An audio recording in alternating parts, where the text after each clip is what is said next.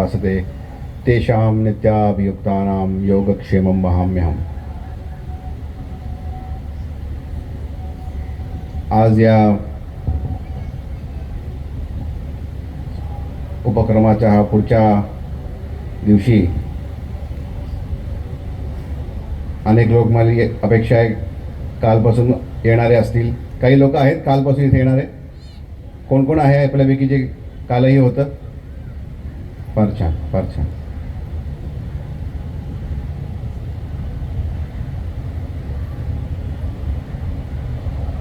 आज आपण या कार्यक्रमामध्ये सम्मिलित होत असताना इथे अवश्य स्वामींच्या चरणी आपण इथे महाराजांच्या चरणी दर्शन घेतलं असेल आणि पवित्र अग्नीचं दर्शन सोमयागामध्ये देखील घेतलं असेल. आत्ता देखील आपण अग्निहोत्रामध्ये त्याच ईश्वरी अंशाचं, त्याच परमात्म्याच्या तेजाचं दर्शन घेतलेलं आहे, ज्याचं मूर्त स्वरूप स्वामींच्यामध्ये आपल्याला बघायला मिळालं. आपण जेव्हा गुरुचरणी नतमस्तक होत असतो तेव्हा आशा अशी असते की प्रत्येकाला आपल्या जीवनामध्ये काहीतरी प्राप्तव्य हवं असतं आणि जीवनामध्ये कुठेतरी एक मनामध्ये असुरक्षिततेचा भाव असतो आणि त्याच्यासाठी म्हणून गुरुछाया आपल्यावरती असावी या मनोभूमिकेमध्ये आपण गुरुचरणी विलीन होत असतो आणि इच्छा अशी असते की अशक्य ही शक्य करतील स्वामी. मग काय गोष्टी शक्य व्हाव्या आपल्या जीवनामध्ये असं आपल्याला वाटत असतं की ज्या गोष्टी आपल्याला प्रत्येकाच्या मनामध्ये असतात. कुठलाही एक व्यक्ती जो या भूतलावरती आपलं जीवन व्यतीत करत असतो अशा आपल्या प्रत्येकाला ज्या मूलभूत गोष्टी हव्या असतात की घरामध्ये सगळ्यांचं कल्याण व्हावं, मुलांना चांगले संस्कार लाभावेत, सुखसमृद्धी घरात नांदावी, सगळ्यांचं आरोग्य चांगलं राहावं, आमच्यावरती गुरुकृपा राहावी, जेणेकरून आमच्या जीवनामध्ये येणारे सगळी विघ्न जी आहेत ती दूर व्हावीत आणि आमचं जीवन भरभराटीने आनंदाने भरून जावं. या एका प्रांजळ भूमिकेमध्ये आपण गुरुचरणी नतमस्तक होत असतो आणि ते शक्य व्हावं आपल्या जीवनामध्ये अशी प्रार्थना आपण गुरुचरणी करत असतो. हे अशक्य आहे जणू अशा भूमिकेत आपण जगत असतो की ह्या गोष्टी आम्हाला अशक्य आहेत स्वामी, आपल्या कृपेने हे शक्य व्हाव्यात, ही मागणी आपण त्या गुरुचरणाविषयी करत असतो. पण जेव्हा आपण स्वामींची जी काही शिकवण आहे ती पाहतो त्या स्वामी असं म्हणत आहेत की या गोष्टी तर तुम्हाला आम्ही देणारच आहोत. या गोष्टींपासून वंचित व्हावं आणि जीवन दुःखात जगावं तुम्ही, याच्यासाठी गुरुपदापर्यंत आणलेलं नाही आहे. तुमचं जीवन भरभराटीने भरलेलं आहे, तुमचं जीवन आनंदाने भरलेलं आहे, ह्याची आठवण करून द्यायला आलेलो आहे. अशक्य जर मागायचं असतं तर काय मागितलं असतं की याची डोही याची डोळा आपल्यामधल्या परमात्मा तेजाचं दर्शन द्यावं.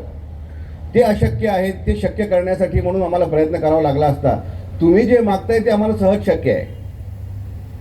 त्याच्यासाठी गुरुचरणांपासून विनवण्या करण्याची गरज नाही आहे. तुम्ही फक्त हाक मारा, आम्ही तुमच्या पाठीशी उभे आहोत. पृथ्वीच्या जिथल्या कुठल्या कोपऱ्याला तुम्ही जाल, जिथे कुठं आपलं काम आपण करत असाल, जिथे कुठं कुटुंब आपण उभं करत असाल, तुम्हाला शिष्यत्व दिलेलं आहे, आमच्यामध्ये तुम्हाला गुरुत्व आम्ही दाखवलेलं आहे. या हक्काने, या नात्याने ह्या गोष्टी, ह्या गरजा तुमच्या जीवनामध्ये सहज शक्य आम्ही केलेल्या आहेत. ते देणं आम्हाला फार सहज शक्यही आहे, अवघडही नाही आहे आणि द्यायच्याही आहेत तुम्हाला. पण त्याच्यासाठी स्वामी काय म्हणतायत, आमची आपल्याकडून काय अपेक्षा आहे? निशंक हो, निर्भय हो रे मना. हे ज्या दिवशी शक्य होईल त्या दिवशी या अशक्य गोष्टी आम्ही शक्य कसे करणार हे लक्षात यायला लागेल. मन शंकेने व्याकुळ असल्यामुळे त्याच त्या गोष्टी, त्याच त्या विनवण्या, त्याच त्या याचना आर्त आपल्या स्वरांमधनं आपण गुरुचरणांपाशी करतोय. आणि स्वामींनी ग्वाही दिलेली आहे आपल्याला की भिवू नकोस, मी तुझ्या पाठीशी आहे, मी आहे तुमच्या बरोबर, तुमच्या प्रत्येक विचाराशी मी जुडलेलो आहे. तुमचं जीवन आनंदी बनवायचंय म्हणूनच गुरुपदांपर्यंत तुम्हाला आणलेलं आहे. काय करायचं आहे? मनामध्ये मनामध्ये असलेले हे द्वंद्व जे आहे, मनामध्ये असलेली चिंता का जी आहे की गुरु आपलं कल्याण करतील का, चालू करतो. मनामध्ये ज्या क्षणी काढायला लागाल त्या क्षणी आमच्या भक्तीचा जो पाझर तुमच्या मनामध्ये आहे त्याचं रूपांतरण एका महासागरामध्ये बनून जाईल. आणि ज्या क्षणी ते व्हायला लागेल तेव्हा जीवन परिवर्तित कसं केलेलं आहे आम्ही हे लक्षात द्यायला लागेल. आपली प्रत्येकाची भक्ती आपल्या पद्धतीने आपण गुरुचरणांमध्ये व्यक्त करत असतो, पण ती भक्ती व्यक्त करताना मनामध्ये असलेल्या शंकांचं, प्रश्नांचं जे वावटळ उठत असतं त्याच्याशी आपण समतोल साधू शकत नाही आहोत. त्यामुळे आजही आपली भक्ती जी आहे ती या अशा द्वंद्वामध्ये मलिन आहे.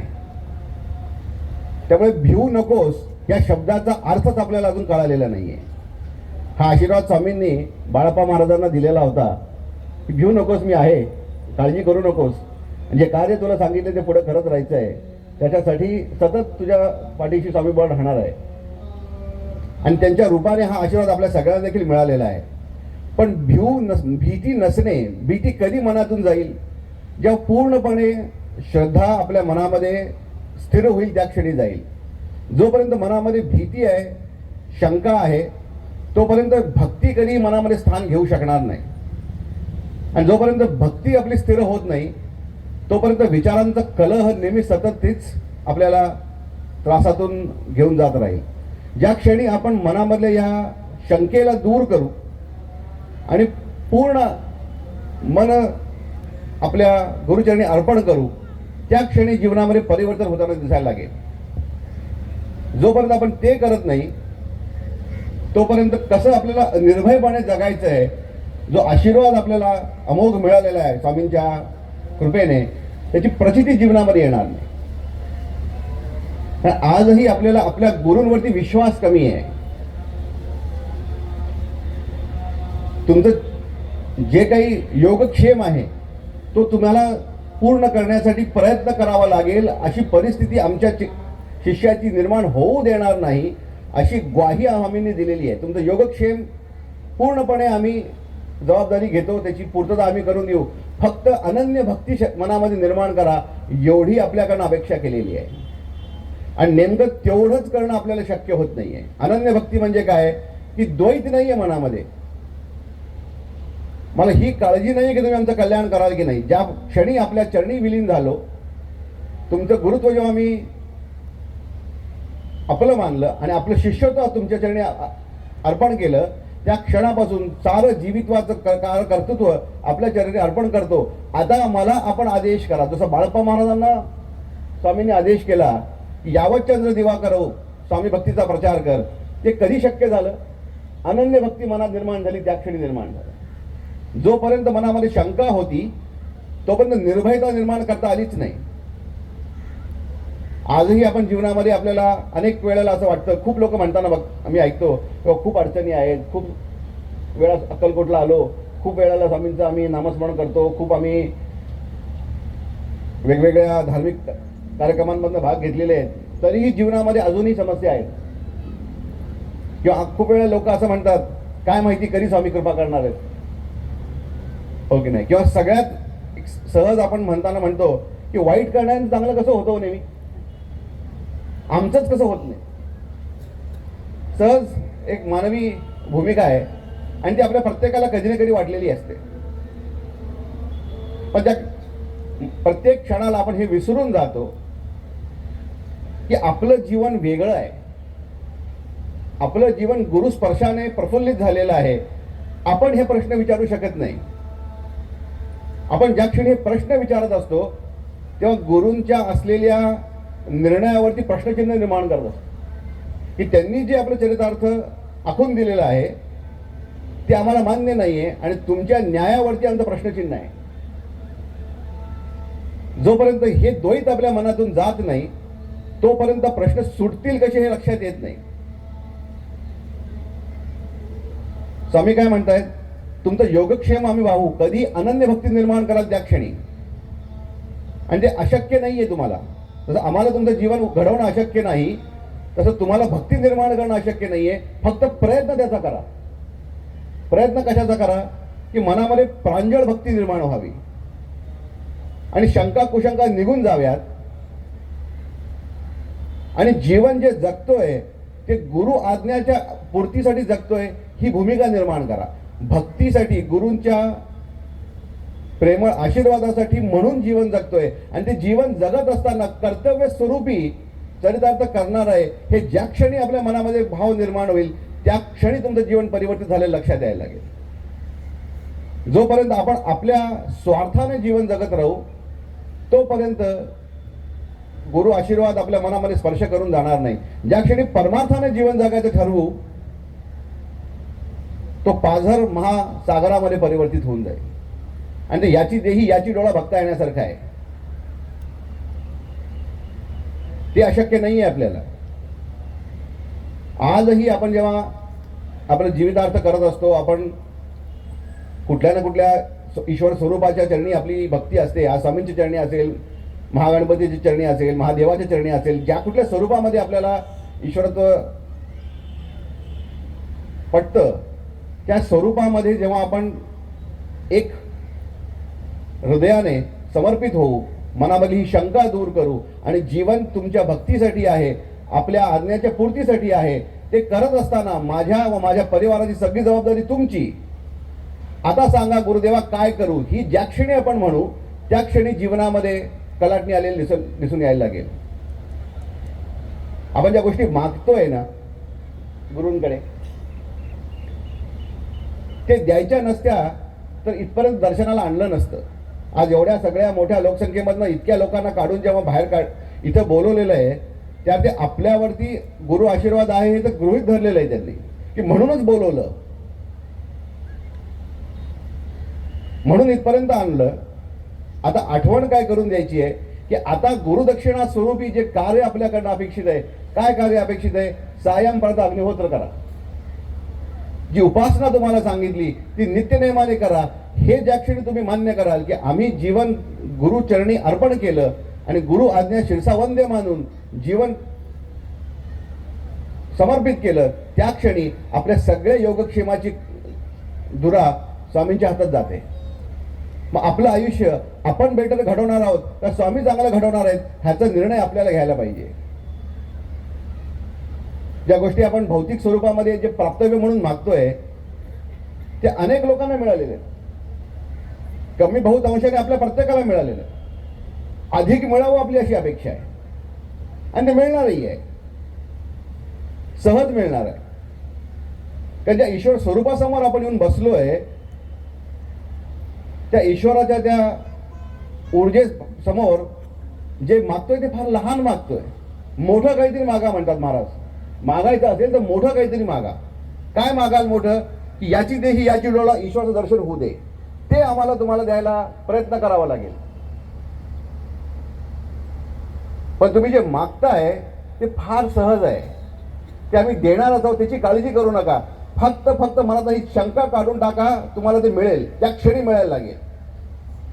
जसे एखादा कोणीतरी मोठा कलाकार असतात, आज आपल्या मंचावर एवढे मोठे कलाकार आपल्या बरोबर आहेत, किंवा मोठे एखादे क्रीडापटू असतात, ते जीवनामध्ये एक साधना स्वरूपी आपल्या कलेकडे बघत असतात. ती आपली कला त्यांच्यासाठी एक साधना स्वरूप असते. ती कलेची साधना करताना लोकप्रियतेसाठी कोणी करतं का, ते खूप पैसा मिळावा म्हणून कोणी करतं का, ते कलेच्या पूर्ततेसाठी करतात की जी ईश्वराने मला प्रतिभा दिली त्या प्रतिभेला न्याय द्यावा अशी संधी जीवनामध्ये ते हुडकत राहतात आणि त्या प्रतिभेच्या माध्यमातून एक ईश्वरी साधना करत राहतात. त्यांच्या जीवनामध्ये लोकप्रियता असेल, भरभराट असेल, धनधान संपत्ती असेल, हे सगळं ओघाने येऊन जातं. त्याच्यासाठी मग प्रयत्न करावा लागत नाही. त्याच भूमिकेमध्ये आपलं जीवन जर आपण बघितलं, स्वामी काय म्हणतात, अनन्य भक्ती निर्माण करा आणि भिऊ नकोस मी तुझ्या पाठीशी, विसरू नका, फक्त आणि फक्त आमच्यासाठी म्हणून जीवन समर्पित करा, तुमचं सगळं जीवन भरभराटीने भरून टाक. आजही आपल्या मनामध्ये जो पण हा द्वंद्व राहणार आहे तोपर्यंत हा प्रवास पुढे कसा न्यायचा याच्यामध्ये कुठेतरी सारखं कन्फ्युजन येत राहत की नेमकं काय करायचंय. आणि स्वामींनी स्पष्टच सांगितलेलं आहे की आमच्या गुरुपीठाच्या माध्यमातून जो धर्मसंदेश दिला गेला, जी उपासना दिली गेली, जी प्राचीन ऋषींची उपासना, जी अवतारांची उपासना, ती सायंपावता अग्निहोत्र तुम्हीही करा आणि विश्वाच्या प्रत्येक व्यक्तीपर्यंत पोहोचवा, ही आमच्यासाठी गुरुदक्षिणा ठरणार आहे. आणि हाच तुमच्या आनंद भक्तीचा मार्ग आहे. आता आपण इदम न मम म्हणालो असू. इदम न मम म्हणजे काय? माझ्यामधले द्वंद्व संपा, ही शंका, भीती, ताण तणाव, चिंता, हे सगळं काढून घ्या आणि याच्या जागी आम्हाला काय द्या? पवित्र भक्ती द्या, शुद्ध भक्ती द्या आणि आपल्यासाठी आमचं संपूर्ण जीवन समर्पित करण्याची शक्ती आम्हाला द्या. आणि तुमचा जो आशीर्वाद या गुरुपीठाला दिला गेला, त्या आशीर्वादाच्या माध्यमातून जे कार्य आपल्याकडून आम्हाला अपेक्षित आहे ते पूर्ण करण्यासाठी म्हणून आम्हाला संधी द्या.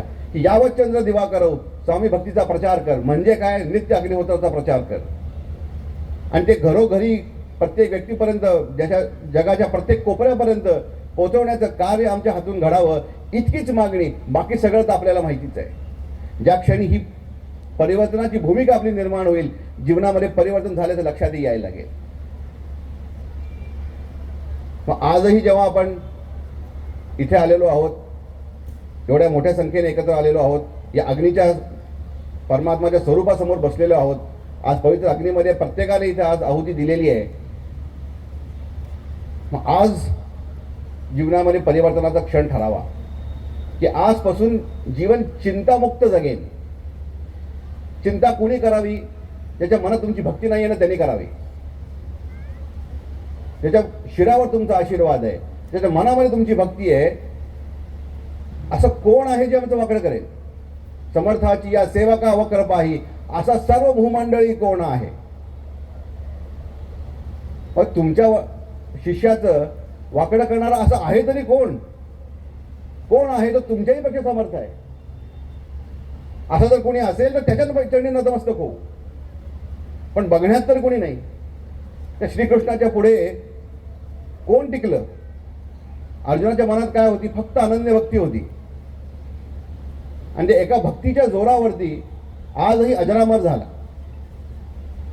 तर आजच्या या दिवशी या अग्नीसमोर आपण जेव्हा परत दर्शन घेण्यास जावाल, किंवा आता महाआरतीनंतर जेव्हा आपण महाराजांच्या पादुकांवर दर्शन घ्याल, तेव्हा त्यांच्या चरणाशी एकच मागा की मनामध्ये ती निशंक अनन्य भावाची भक्ती निर्माण होऊ दे आणि त्याच्या योगे माझ्या परिवाराचं जीवन प्रफुल्लित होऊ दे, इतकीच आपल्या चरणी प्रार्थना.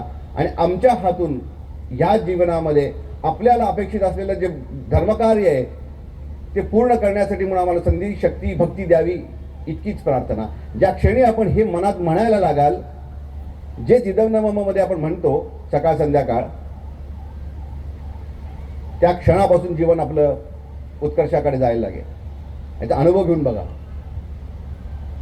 ज्या लोकांचा हेवा आपण करत असू कधी की त्यांचं किती उत्कर्ष, किती चांगलं झालं, त्या सगळ्या लोकांचे कधी जर विचारलं तर ते एकच सांगतील की आम्ही आमच्या ध्येयावरती लक्ष केंद्रित केलं, जीवनामध्ये उत्कर्ष तर होतच गेला आपोआप. आपलं ध्येय आपल्याला स्वामींनी, आपल्या गुरूंनी दाखवलेलं आहे. आपलं ध्येय काय आहे?